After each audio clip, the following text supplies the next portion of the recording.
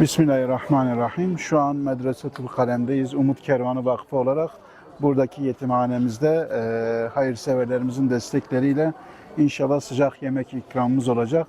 Farklı medreselerimizde ve diğer ihtiyaç sahibi olan yerlerde de inşallah bu projemiz devam edecek. Şu an yemeğimiz hazır. Öğrencilerimiz de bekliyorlar. İnşallah onlara böylesine meşhur Afgan pilavını inşallah ikram edeceğiz. Rabbim hayırseverlerimizden razı olsun inşallah.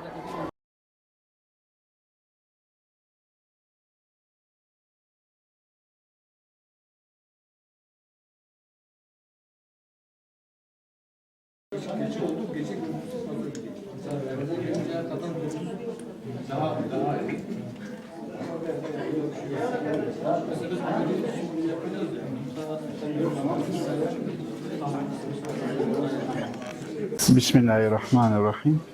Şu an yetimhanemizde yetim kardeşlerimize sıcak yemek ikramımız var. Kendileri besmele ile başladılar yemeklerine. Rabbim hayırseverlerimizden razı olsun. İnşallah buradaki kardeşlerimiz gerçekten de özellikle medreselerin ve yetimhanelerin gıda konusunda sıkıntıları var. Bizler de bu sıkıntıları gidermek için elimizden gelen her türlü gayreti inşallah sarf ediyoruz. Onlara ikram ettik. İnşallah şu an yemeklerini yiyorlar. Rabbim kabul etsin tüm hayırseverlerimizden inşallah.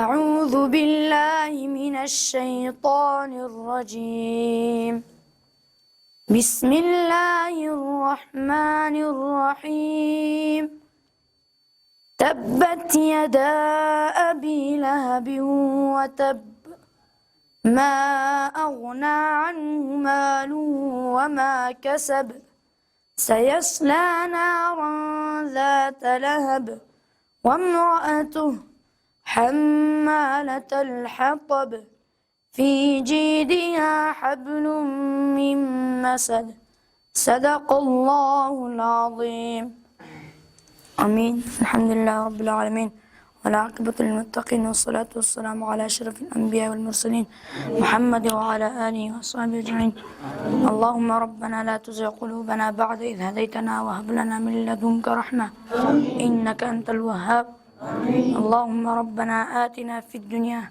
حسنة وفي الآخرة حسنة وقنا عذاب النار وصلى الله تعالى على خير خلقه محمد وعلى آله